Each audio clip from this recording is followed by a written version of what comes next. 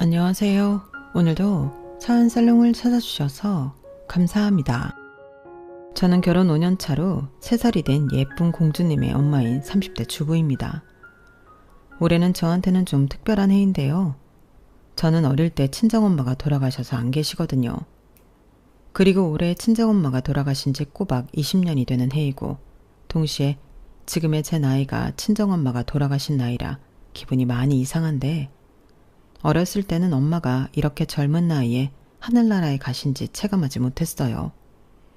그리고 이제 막 말문이 터져서 조잘조잘 이야기하는 아이를 키우다 보니 저를 두고 차마 눈을 감을 수 없었을 것 같은 엄마의 심정이 와닿았는데, 엄마의 부재는 저에겐 항상 상처였고 아픔이었어요.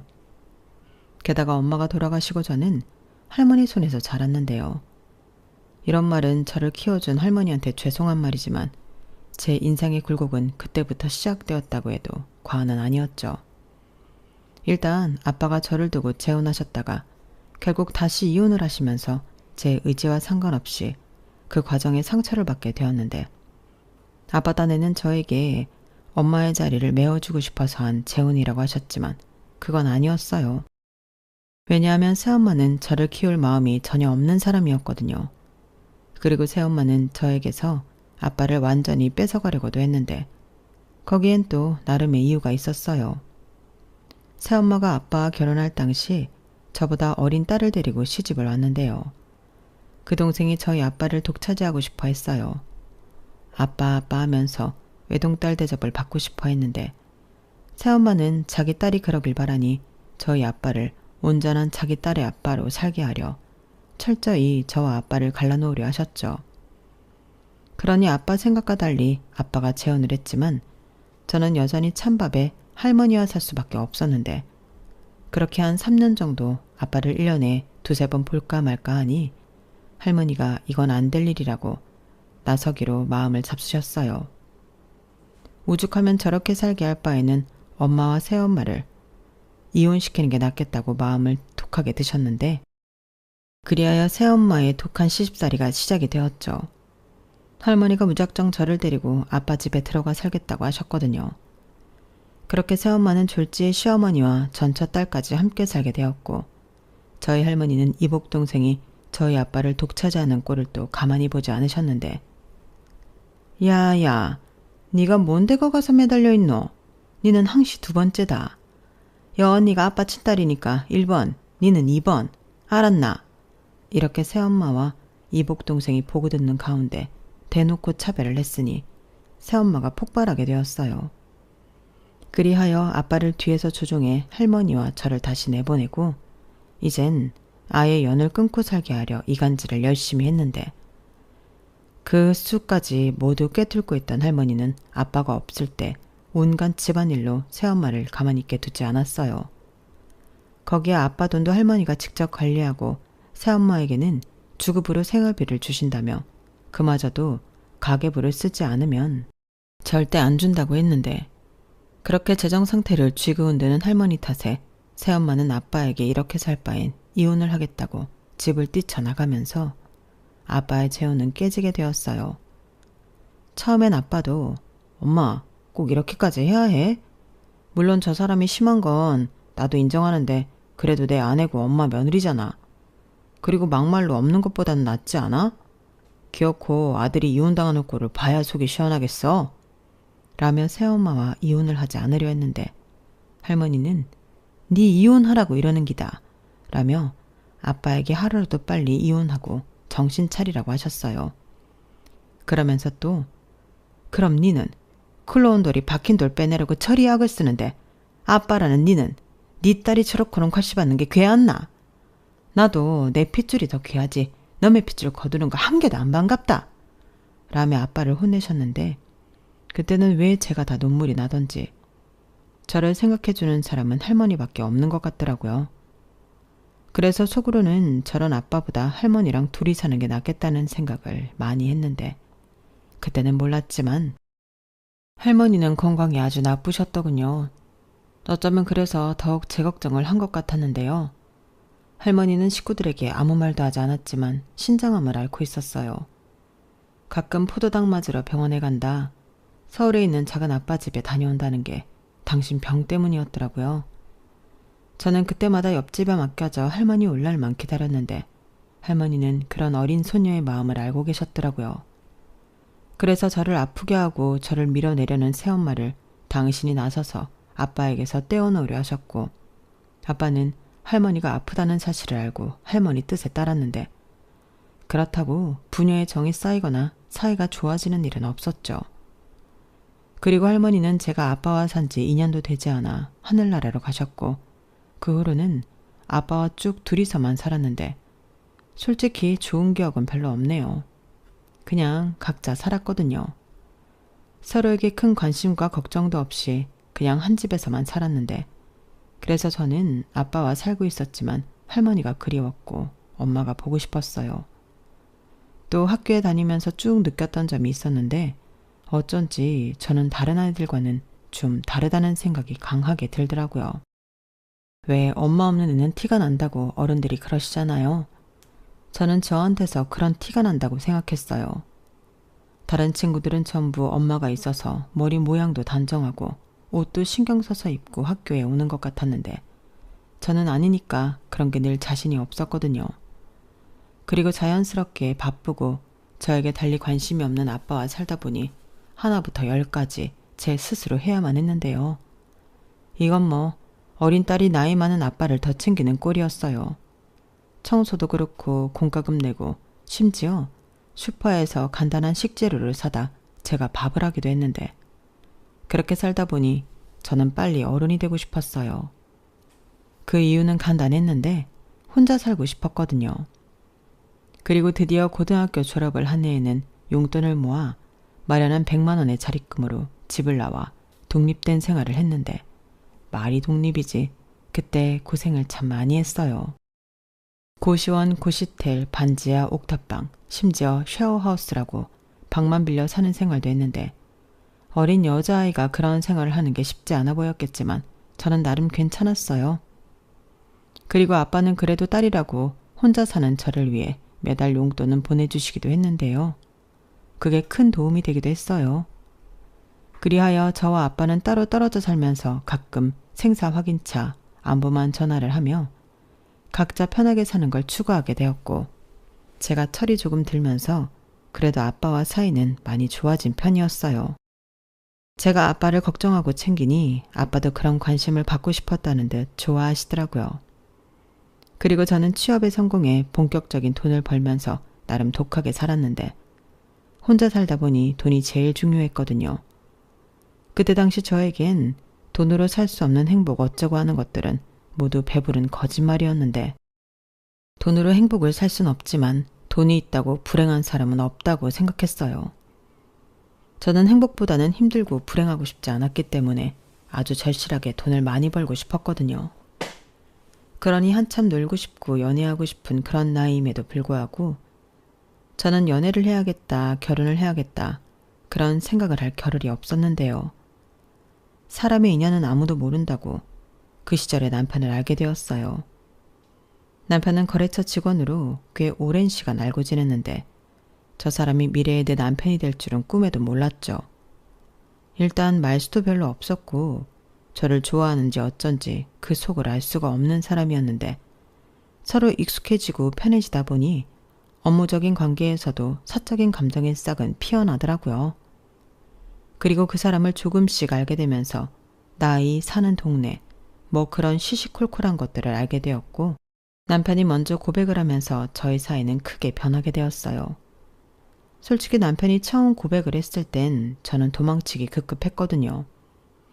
누굴 만나 다시 없던 관계를 만드는 게 저에겐 쉽지 않고 무서웠어요. 저 또한 저의 처지가 남들이 말하는 조건이나 기준에 비하면 너무 보잘것이 없었기 때문에 더 자신이 없었는데요. 남편은 근 1년을 저를 기다려주면서 저의 모든 것을 이해하고자 노력해줬어요. 그러니 그 모습이 저를 조금씩 용기를 내게 만들었는데, 연애를 5년 정도 했을까? 남편의 집에서 결혼 이야기가 나오기 시작했죠. 장남이다 보니까 홍기도 찾고 만나는 여자도 있다고 하니 집에 데리고 오라고 하셨대요. 그런데 저는 그게 너무 무서워서 차일피일 미루기만 했는데, 그때 시어머니가 저를 만나러 따로 저희 회사까지 찾아오셨더군요. 남편에게 대강의 이야기를 들었다며 편하게 차 한잔만 하자고 하셨는데 그때 처음 본 시어머니의 인상은 걱정했던 것과 달리 인상이 좋으셨어요. 또 이미 남편과는 연애하면서 저희 집안 사정을 모두 이야기했던 터라 시어머니는 제가 무얼 걱정하는지 알고 계셨는데 시어머니가 먼저 오해할까봐 말하기가 좀 어려운데 경탁이한테 얘기는 대충 들었어요. 그리고 아무래도 그런 것 때문에 우리 집에 인사 오는 게 힘든 것 같아서 내가 먼저 이렇게 찾아오게 되었는데 실제로 이렇게 만나보니 이런 와중에도 너무 반갑네. 많이 힘들었을 텐데 잘 컸네. 할머니가 사랑과 정성으로 키운 귀한 티가 나는 것 같아요. 내 나이쯤 되면 척 보면 딱이거든. 그러니까 괜히 걱정 사서 하지 말고 우리는 선영씨 정도면 감지덕지니까 편하게 해봐요. 우리 집에 놀러 온다고 생각해주면 더 고맙고 우리 금방 또 볼 수 있는 거 맞죠? 아무래도 내가 먼저 이렇게 말을 해줘야 우리가 하루라도 더 빨리 볼 수 있을 것 같아서 갑자기 찾아와서 미안해요 라고 해주시니 저는 확실히 마음이 편했어요. 이미 벌써 제 사정을 알고 계신다는 것도 마음이 놓였고 그럼에도 불구하고 저리 말씀해 주시니 감사했는데 어느덧 제 마음 한켠에 저런 분이라면 시어머니로 모시면서 잘해드리고 싶더라고요. 거기에 나아가 한동안 느끼지 못했던 엄마의 정도 기대해 볼 수 있을 것 같은 어린아이의 마음이 되었는데요. 그런 계기가 발판이 되어 저와 남편은 결혼하게 되었어요. 둘 다 아주 넉넉하게 신혼생활을 시작한 건 아니었지만 대출 조금 더 끼고 빌라 전세에서 결혼생활을 시작했는데 제 인생에도 이런 날이 오다니 놀라울 정도로 안락하고 행복하더라고요. 그러면서 어릴 때 마냥 부러워만 했던 행복한 가정을 제 손으로 꾸려보고 싶은 욕심도 생겼는데요. 남편과 함께라면 충분히 가능할 거라고 믿어 의심치 않았어요. 물론 천사 같은 아이가 있는 지금은 이미 그런 꿈을 이룬 것처럼 더할 나위 없이 행복 자체였지만 징얼의 생활이 있기까지 저도 나름의 고난과 역경이 있었답니다. 혹시 오해가 있을까봐 미리부터 밝히자면 저희 시부모님은 여전히 저에게 잘해주시고 계세요. 시어머니는 물론이고 시아버님까지도 며느리인 저를 친딸처럼 생각해 주는 감사한 분이라 저는 늘 시댁에 갈 때면 다른 며느리들과 다르게 신나서 남편보다 더 먼저 가 있곤 했는데 주변에서 그러더라고요. 선영 씨는 진짜 복이 많은 사람 같아 라고요. 하지만 그게 전부였다면 제가 여기에 사연을 쓰고 있지는 않았을 것 같은데 저에겐 좀 짜증나고 신경 쓰이는 시댁 식구가 한 명 있어요. 그 사람은 바로 시부모님이 늦게 낳은 늦둥이 딸, 제 손아래 신우인데요. 원래 시어머니 시집살이보다 신우 시집살이가 사람을 더 잡는다고. 저에게 있어 신우는 아무도 몰래 등짝을 후려쳐주고 싶은 왼수예요. 얄밉다는 표현으로는 성에 차지 않을 정도로 사람을 무시하는데 신우 이야기를 시작하면 한도 끝도 없죠. 일단 시부모님이 늦둥이로 낳은 딸이라 정말 오냐오냐 온갖 진상도 사랑으로 받아주셨는데 그렇다 보니 세상 무서운 것도 없고 아래 위도 모르는 싸가지 그 자체였어요. 솔직히 결혼 전부터 조짐이 있긴 했는데 남편이 대놓고 자기 동생한테 뭐라고 하고 그 동생도 오빠인 남편을 무서워하는 것 같아 남편을 믿고 결혼을 하게 되었죠. 또 신우인데 결혼한다고 해서 뭐 얼마나 보겠나 그런 아니라는 생각도 있었는데요. 그 문제의 신우 때문에 신혼 때는 저도 이혼 생각을 해본 적이 있었어요. 사람이 할 수 있는 말과 하면 안 되는 말이 있는데 신우는 그런 것도 모르는 아나무인인 사람이었거든요. 거기에 자기보다 못한 사람을 보면 그렇게 무시하고 깔볼 수가 없는데 시부모님은 그런 딸을 혼을 내긴 하시지만 신우는 그런 부모님의 말을 들을 생각이 없어 보였어요. 누가 보면 자기를 무슨 돈 많은 부잣집 딸로 볼 줄 아는 건지 기세가 아주 등등하더라고요. 그러니 엄마도 없고 가난한 친정을 가진 저를 자기보다 한참 급이 떨어진다고 생각했어요.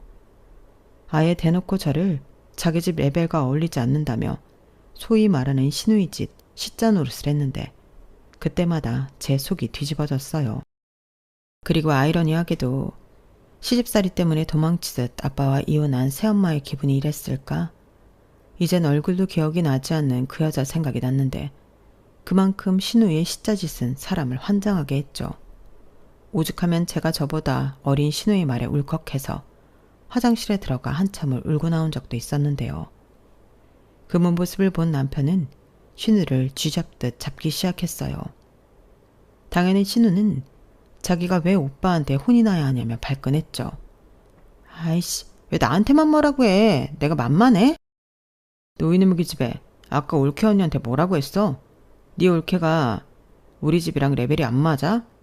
레벨 같은 소리하고 자빠졌네. 네가 뭔데 내 와이프 눈에서 눈물을 빼. 너 당장 올케 언니한테 사과 안 해? 어머, 별꼴이야? 언니, 그새 우리 오빠한테 쪼르르 가서 일렀어요? 아, 속도 줘봐라. 내가 뭐 없는 소리 했나? 그리고 오빠, 아무리 오빠가 새언니 편을 든다고 해도 나한테 이러는 거 아니지.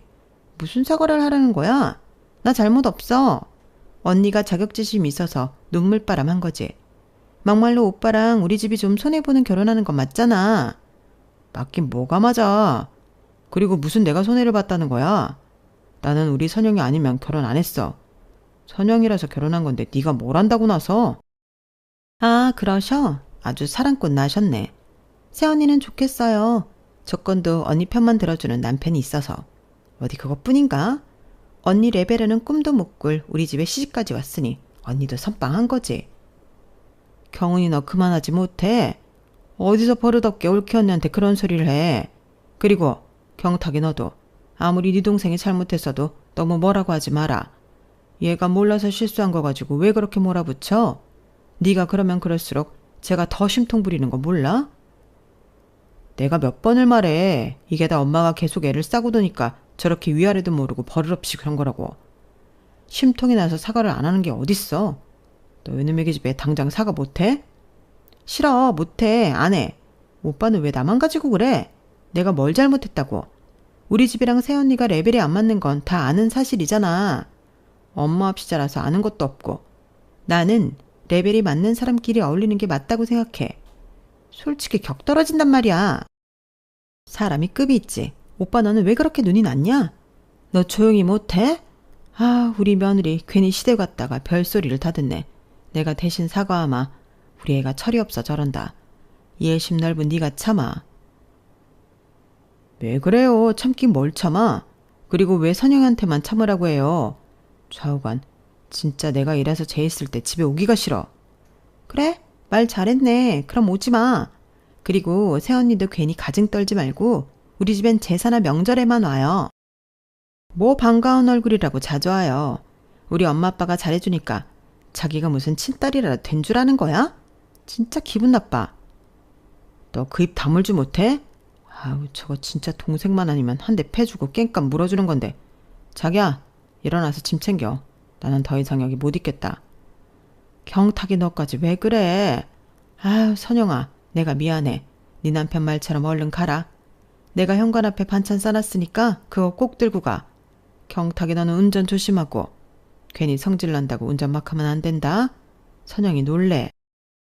저는 신우 때문에 속이 뒤집어졌다 펴졌다 난리가 났지만 그때는 아무 소리하지 못했어요. 너 왜 말을 그따위로 하냐고 싸울 수도, 나는 괜찮다고 남편을 말릴 수도 없으니 바보처럼 아무 말도 못하겠더라고요. 대신 남편이 제목까지 화를 내고 씩씩거리니 그걸로 위안 삼아 그날은 집으로 돌아왔는데, 그런 기분 나쁜 일이 있을 때마다 남편은 저에게 몇 번이고 사과를 했어요. 자기야, 아까는 많이 속상했지? 미안해. 저놈의 기집애 내가 언제고 저놈의 주둥이 홍구멍을 내줄 거야. 엄마 아빠가 너무 오냐오냐 키우고 싸고 도는 바람에 지가 그거 믿고 저렇게 까부는데 언제고 나 아니라도 임자 만나겠지. 그러니까 자기도 힘들겠지만 기분 풀고 우리 가급적 본가에는 가지 말자. 이렇게 말했는데 정말 속은 상했어도 남편이 저러니 저는 넘어갈 수밖에 없었죠. 그리고 마음 한편으로는 신우가 하루라도 빨리 시집을 가서 그 밉상 얼굴 보는 날이 없길 바라고 또 바랬는데, 저희 신우는 늘 좋은 조건의 남자만 만나면 결혼할 거라고 떠들고 다녔거든요. 하지만 그런 조건의 남자가 유감스럽게도 눈이 삐지 않아 신우가 결혼하는 날은 올 것 같지 않았는데, 그러던 중 집신도 짝이 있다는 말이 맞는 건지 드디어 신우가 찾던 조건은 좋으나 눈이 먼 정신 나간 남자가 나타났어요. 그때 제가 막 임신을 했을 때였는데 신우는 조카가 생기는 건 안중에 없었고 당장이라도 시집을 갈 것처럼 입이 아주 귀에 걸렸어요. 솔직히 제 입장에서도 그 소식은 반갑기 그지 없었는데요. 신우의 예비 남편은 신우 말처럼 거의 준재발에 가까운 집 아들이었어요. 게다가 시집살이 시킬 시어머니도 없고 신우의 짓 할 여자 형제도 없다고 했는데 거기까지 들으니 저도 슬슬 배가 아프더라고요. 그 남자가 잘나서 배가 아픈 게 아니라 내심 너도 시집가서 너 같은 신우 만나 고생 좀 해봐라 하는 마음이 있었는데 신우가 없다니 그게 참 유감스러운 일이었어요. 그리고 그런 저의 마음을 꿰뚫어 봤는지 신우는 원래도 얄미운 면상을 더욱 얄밉게 하고서는 자긴 시집살이도 하지 않고 평생 사모님 소리 들으며 떵떵거리고 살 거라고 저에게 자랑을 하는데 그때는 솔직히 좀 약이 오르더군요. 세상에는 권선징악이 있다고 했는데 왜 저 못된 신우는 인생만 잘 풀리는 건지 하늘이 다 원망스러웠어요. 그렇게 신우는 나름 조건을 맞춰 시집을 간다고 자기 집 기둥 뿌리도 뽑아 호화스럽게 결혼식을 올렸는데 상견례 때와 결혼식 당일에 뵌 신우의 가족들은 인상도 좋고 좋으신 분들 같더군요. 신우가 집안의 막내이다 보니 귀염상이라며 신우의 시아버지, 그러니까 저희한테는 사돈 되시는 분이 신우를 딸처럼 여기겠다고 하셨어요. 그 말에 저희 시부모님도 감사하다며 좋아하셨는데 그러면서 의뢰 저희 애가 할 줄 아는 게 많이 없습니다. 저희가 늦게 본 귀한 딸이라 너무 곱게만 키워 그런 거니 너그럽게 봐주세요. 그리고 집안 가풍에 맞게 많이 배우도록 이야기도 해놨으니 넓은 아량으로 지켜봐 주세요. 라고 하시며 신우를 예쁘게 봐달라고 하셨어요. 솔직히 그때도 저는 저 사람들은 자기 며느리의 실체를 다 아는 걸까?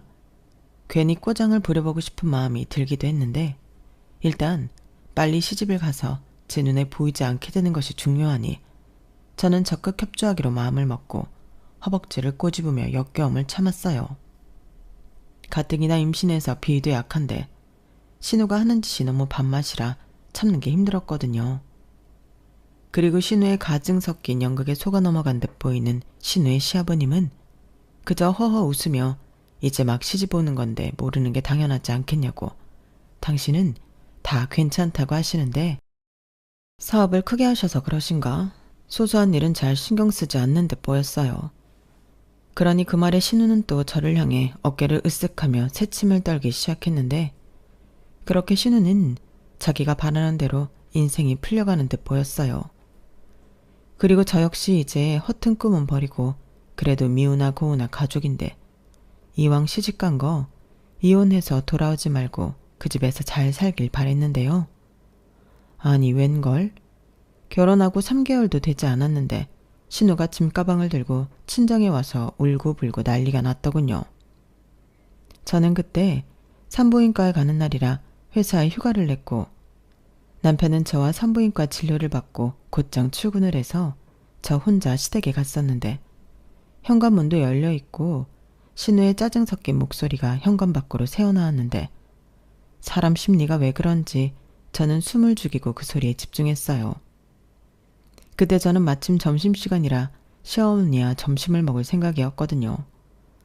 그 전날 시어머니가 지나가는 말로 초밥이 드시고 싶다고 하셨는데 산부인과 근처에 맛있다고 소문난 가게가 있어서 저는 일부러 포장까지 했어요. 그리고 깜짝 놀라게 해드리려고 연락도 없이 부랴부랴 왔는데 정작 서프라이즈는 신우가 해주고 있더라고요. 그렇게 귀를 기울이며 듣고 있는데 신우 집에도 신우 같은 사람이 있었나 보더군요. 그것도 한 사람이 아니라 셋이나 됐는데 시 고모님이라는 분들이 조카 며느리라고 신우를 엄청 잡는 것 같았어요. 아주 신우가 꽁지가 빠져서는 친정으로 주랭랑을 쳤는데 자기 엄마를 붙잡고 서럽게 우는 거 있죠? 엄마, 나 진짜 이렇게는 그 집에서 못 살아. 아니 왜 그래? 무슨 일이 있었는지 차근차근 말해봐. 그게 있잖아. 나 완전 사기 결혼 당했어. 결혼 전에 나한테 잘해주는 건 순전히 쇼였고 나를 무슨 다 잡은 고기처럼 신혼인데도 홀대하는데 그것도 너무 서럽고 집에 돈은 많다고 하는데 정작 내가 쓸 돈은 안 준다? 어디 그뿐이야? 시고모님들이 진짜 지랄 맞아. 자기들이 시엄마래. 그럼 나는 무슨 시어머니를 셋이나 모셔? 매일같이 집에 와서 청소가 어떻고 음식이 어떻고 나만 쥐잡듯이 잡아. 뭐? 너 그렇게 힘든데 이서방은 뭐라고 안 해? 안 해. 나더러 무조건 참고 고모들한테 맞추래. 자기도 고모들 무섭다고. 자기한테 불똥 튀지 않게 나더러 알아서 하라는데 나 진짜 너무 힘들어. 그래도 어떡해. 네가 잘 좀 맞춰봐. 네가 잘하면 그 고모님들도 뭐라고 하지 않으시겠지. 못 맞춰. 그건 아무도 못 맞춰. 트집을 잡기 위해서 그러는 건데 아마 내가 너무 잘하면 잘한다고 또 뭐라고 하실걸? 그냥 내가 싫은 거야. 왜? 왜 네가 싫어? 그럴 이유가 없잖아. 몰라. 나더러 며느리 하나니까 시아버지도 챙겨야 하고 집안 대소사도 챙겨야 하는데 그거 다 챙기면 엄마 나 친구 만나서 쇼핑할 시간도 없어. 무슨 종이야 종. 그러면서 아버님은 나한테 하루빨리 애나 낳으라고 잔소리하시고. 뭐? 그렇게 인상 좋으신 분이 그러셨단 말이야? 그거 다 연기였어. 온 집안 식구들이 다 나랑 우리 가족을 속인 거라고. 엄마 나 어떡해. 이혼할래. 시끄러워. 결혼한 지 얼마나 됐다고 벌써 이혼 타령이야? 엄마가 몰라서 그래. 이제는 큰 고모님이 나한테 뭐라고 하셨는 줄 알아? 나더러 가정교육을 개떡같이 받았대. 니네 엄마는 이런 당연한 것도 안 가르쳐줬냐고 하는데 성질이 나서 못 참겠더라고. 그래서 나도 한바탕 뒤집었지. 그랬더니 이번에는 막내 고모님이 나더러 몸만 딸랑 시집왔으면서 성깔만 부린다고 자기 집안에 날로 시집을 왔다면서 저런 것들이랑 우리 집에 어울리냐고 나더러 급 떨어진대. 저는 신우의 말에 순간적으로 웃음이 터져 나올 것 같은 걸 겨우 참았어요. 지가 나한테 레벨 어쩌고 급 어쩌고 하더니 그 잘난 집에서 똑같이 당하고 있더라고요. 그 소리를 듣는데 저는 솔직히 너무 고소했어요. 그래도 하늘이 완전히 신우 편은 아니구나 위안이 됐는데 그때였어요. 신우가 눈물을 닦겠다고 일어나면서 현관문 밖에 있던 저와 눈이 딱 마주쳤는데 하필이면 저희 시댁이 옛날 주택이라 거실이 현관문이랑 가깝거든요. 그러니 신우가 마치 너 지금 내 얘기 다 들은 거야? 라고 하듯 저를 노려봤는데 저는 멋쩍어서 그냥 웃어 보이고 말았네요. 그리고 시어머니도 제가 온 것을 알고 조금 놀라신 듯한 얼굴이었는데 저는 괜히 두 모녀가 민망할까봐 사간 초밥을 둘이 드시라고 바닥에 내려놓고 집으로 돌아왔어요. 근데요. 돌아오는 내내 왜 그렇게 미소가 지어지는지 저는 집에 와서도 싱글벙글이었는데 그도 그럴 게 신우가 시집살이 때문에 힘들다고 눈물 콧물 쏟으며 우는데 그 모습이 혼자 보기 아까울 만큼 너무 웃겼거든요. 그리고 제가 집에 온 지 2-3시간이 됐을까? 아니나 다를까 신우한테 전화가 걸려왔고 신우는 다짜고짜 저한테 화를 내면서 아까 왜 웃었냐고 따지기 시작했어요. 아무리 생각해도 제가 자기를 비웃고 있었던 것 같다며 기분이 나빠서 그냥은 도저히 넘어갈 수가 없었다고 하는데 기도 차지 않았어요. 누가 봐도 쪽팔린 김에 지금 저한테 화풀이를 좀 하겠다는 억지 심보잖아요. 아가씨, 제가 뭘 했다고 저한테 그러세요? 저 비웃지 않았어요. 뭐래? 내가 분명히 다 봤는데 어디서 딴소리예요? 내가 우스워요? 누가 그렇대요? 그리고 지금 저한테 뭐 때문에 이러는 건지 모르겠는데 제가 아가씨보다 서열이 위에요? 이건 좀 선 넘는 것 같은데. 저 비웃지 않았고 분위기가 좀 나쁘길래 그냥 왔을 뿐이에요. 그 말을 지금 나더러 믿으라는 거예요? 언니, 솔직히 내 얘기 어디까지 들었어요? 발뺌할 생각하지 말고 사실대로 말해요. 발뺌할 생각 없고요. 거진 다 들었어요. 속아서 결혼한 것 같다면서요. 그나저나 아가씨도 참 안 됐네요. 시집살이 시킬 시어머니 신우들 없다고 그렇게 좋아했는데 시구모님들이 그런 사람들일 줄이야. 그러는 거 보면 세상은 참 공평한 것 같네요. 그 소리 지금 나한테 쌤통이라는 말 하고 싶은 거죠? 어머, 아가씨는 역시 눈치가 백단이네요. 그렇잖아요. 아가씨가 저한테 존 못되게 굴었어요? 레벨이 안 맞다고 격 떨어진다고 급이 안 맞다고 했잖아요. 아가씨는 그런 말 들을 때 기분 어땠어요? 기분 더럽죠. 그러게 그런 말은 하는 게 아닌데 그 고모님들도 진짜 못됐다.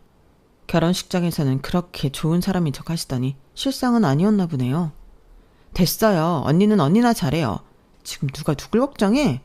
어머, 제가 걱정하는 걸로 들렸어요? 아닌데. 아가씨도 성인이고 이제 시집갔으니 출가 외인인데 아가씨 일은 아가씨가 알아서 해야죠. 솔직히 그동안은 어머님 아버님 때문에 편하게 산 건 맞잖아요. 근데 제가 겪어보니 세상이 그렇게 호락호락하진 않아요. 이제라도 그걸 알게 됐으니 다행이죠. 아가씨도 이번 기회에 제대로 배워봐요. 시집살이가 얼마나 사람을 미치게 하는지. 언니, 지금 나 시집살이 하다 피말라 죽으라고 고사 지내요? 고사는 안 지냈는데 지금부터 한번 지내볼까요? 언니! 신우는 제 말에 약이 바짝 올라서 소리를 지르고 난리가 아니었어요. 그러자 저 멀리서 시어머니가 어디다가 분풀이를 하냐고 신우한테 뭐라고 하는 소리가 들렸는데 그렇게 전화가 끊기더라고요. 그리고 전화 받는 그 모습을 다 보진 못했어도 신우가 얼마나 열을 받아 난리 났을지 안 봐도 비디오였는데 그날 저는 처음으로 발을 쭉 뻗고 잘 수 있었어요. 오죽하면 남편이 옆에서 오늘 뭐 나 없을 때 좋은 일이라도 있었어? 라고 하는데 저는 아니라고 별일 없었고 병원 가서 애기 초음파 보고 와서 기분이 좋다고만 말했는데 아무리 남편이 자나깨나 제 남편이라고 해도 시집간 동생이 시집살이 때문에 힘들다고 하는데 저처럼 기분이 좋겠어요? 그래서 저는 신우가 나중에 얘기하면 그거야 어쩔 수 없지만 제 입으로 신우가 힘들다는 말은 해주고 싶지 않더라고요. 그리고 그날의 분위기로 봐서는 신우가 금방이라도 이혼하고 돌아올 것만 같았는데 다행이라고 해야 하나? 꾸역꾸역 이혼은 하지 않고 살았고 나중에 시어머니한테 듣기로 신우가 이혼 얘기를 꺼냈다고 본전도 못 찾고 더한 시집살이를 한다고 들었어요. 그 말을 하시는 시어머니 표정은 당연히 좋지 않았는데 그 집 시아버님이 그러셨대요. 자기 집안에 이혼은 없다며 시집 온 이상 죽기 전에는 이 집을 나갈 수 없다나요? 그 말이 너무 공포스러웠다며 또 전화로 울고불고한 모양이었는데 심지어 친정에 전화를 너무 자주 한다고 핸드폰도 큰 시고모한테 뺏겼대요.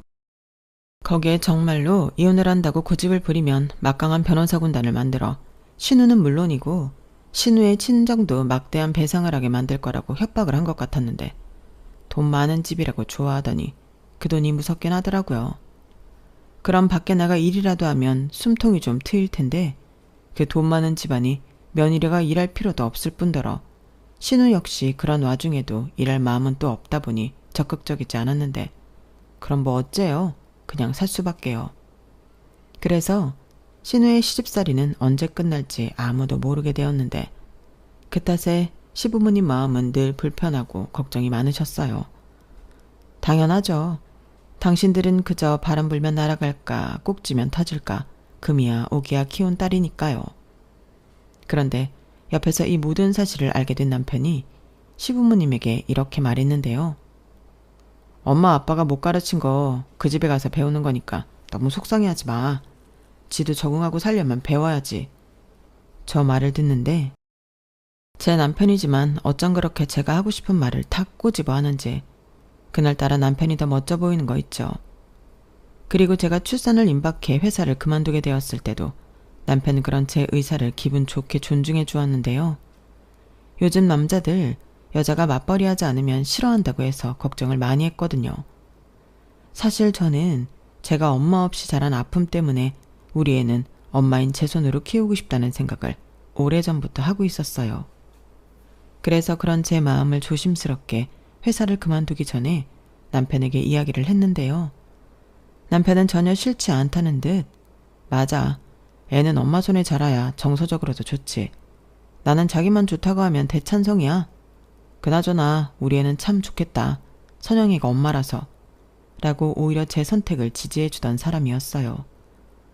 그때 얼마나 남편한테 고마웠는지 신우 말처럼 제가 남편 복은 정말 많더라고요.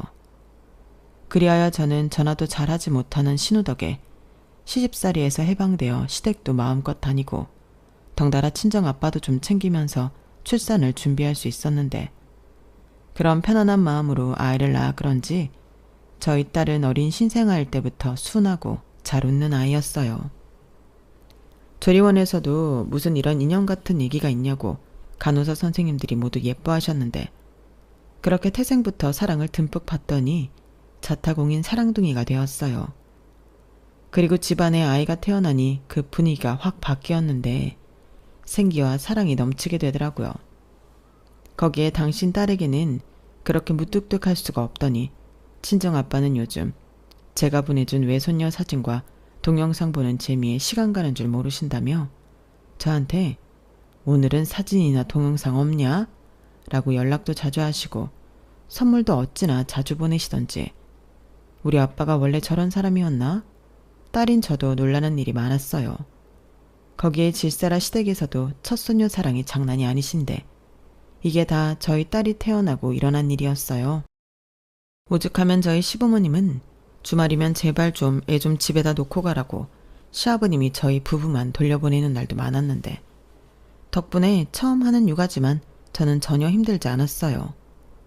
아마도 저희 애는 무난하고 성격 좋은 자기 아빠를 빼다 박은 것 같았는데 고모를 닮지 않고 아빠를 닮아 얼마나 다행인지요.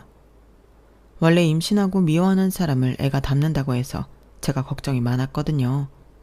그런데 다행히 그런 거 없이 저희 애는 엄마 반 아빠 반 공평하게 닮아 태어났고 성격은 아빠를 닮아 저는 너무나도 행복합니다. 애를 낳으면 자기 생활이 사라지고 그렇게 우울할 수가 없다고 하는데 저는 전혀 아니에요. 아이가 주는 기쁨이 너무 크거든요. 그래서인지 요즘은 신우도 저를 부러워하며 아이를 가지려 노력한다는 말을 들었는데요. 글쎄요. 신우가 원해서 임신을 준비하는 건지 시집살이에서 벗어나려 임신을 하고 싶은 건지 솔직히 모르지만 부디 신우의 바람대로 신우 똑 닮은 애를 낳았으면 좋겠습니다. 왜 엄마들이 너 닮은 딸 낳아보라고 하잖아요. 저희 시어머니는 착하신 분이라 그런 말을 절대 하지 않으실 뿐이지만 저는 꼭 그렇게 되길 바라고 있어요. 인생에는 총량이 있다고 하던데 신우도 그동안 편하게 멋모르고 산 시간만큼 고생이라는 걸 해봐야죠. 그래야 자기 애한테는 오냐오냐 하지 않고 대도하는 걸 가르치지 않겠어요? 거기에 살짝 제 사심을 넣어보자면 애를 낳으면 그만큼 친정에 올 수 있는 시간이 없어질 테니 보기 싫은 얼굴 더 자주 안 볼 수 있고 너무 좋을 것 같더라고요. 그래서 요즘은 제가 화이팅하라고 임신에 좋은 영양제도 보내주고 정보 공유도 해주고 있는데 사람이 좀 변하긴 하는 건지 웬일로 고맙다고 메시지를 보내더라고요. 그런 거 보면 아무리 개망난이라도 희망은 있는 것 같은데 또 안 와요. 시간이 많이 지나고 원수 같았지만 신우랑도 잘 지내는 날이 제 인생에도 올죠. 뭐 별로 기대는 되지 않지만 앞으로 신우랑 또 레벨 어쩌고 급 어쩌고 그런 소리 때문에 다투는 날은 없었으면 좋겠어요. 그리고 요즘 저는 또 새로운 재미에 빠졌는데 아이 키우면서 집에서 할 수 있는 일이 뭐가 있을까 그런 고민을 많이 했거든요. 아무래도 아이가 요즘은 어린이집에 가기도 하고 그 시간에 파트타임이라고 하려 해도 시간이 애매해서 이것저것 고민을 해봤었는데 제가 사진 찍고 글 쓰는 걸 좋아하다 보니 육아 일기를 쓰던 걸 아이 용품을 공구하고 팔기 시작했어요. 그런데 같이 아이 키우는 엄마다 보니 믿고 쓴다며 매출이 좀 나더라고요. 그래서 욕심을 조금씩 더 내다 보니 이젠 사무실도 없고 직원까지 있는 나름 사업가이자 CEO가 되었는데 그래도 저는 어디 나가면 전업주부라고 저를 소개해요. 쑥스러운 것도 있고 제가 주부라서 이런 것들을 더 꼼꼼히 체크할 수 있다는 자부심이 있어서 그러는 건데 나중에 저희 아이가 많이 커서 엄마 손이 많이 필요 없게 된다면 그때는 집중적으로 사업에 제 전력을 다할 생각입니다. 일단 저에게 가장 1순위는 저희 가정이고 가족이고 저희 아이거든요. 그래서 요즘은 제가 하고 싶은 걸 마음껏 할 수 있어 매일이 행복하기만 한데 시부모님도 언제든지 도움이 필요하면 말만 하라고 저의 든든한 지원군을 자처하고 계세요. 그리하여 올해는 내 집 마련에 성공해 이사도 앞두고 있는데 새 집에서 우리 가족 더 건강하고 행복하라고 여러분들이 많은 응원해 주세요. 그럼 지금까지 제 사연이었고요. 끝까지 제가 사는 이야기 들어주셔서 대단히 감사드립니다. 저희 철없는 신우도 언젠가는 철이 들어 지난 날을 후회하고 반성하는 날이 오겠죠. 꼭 그런 날이 오길 바라며 저는 이만 사연을 마무리하도록 할게요. 항상 건강관리 잘 하시고 오늘 하루도 보람있고 즐거운 날 되시길 바랍니다. 감사합니다. 여러분, 사연 댓글에 응원과 현명한 조언 부탁드려요. 좋아요와 구독은 저에게 큰 힘이 됩니다. 오늘도 좋은 일 가득하세요.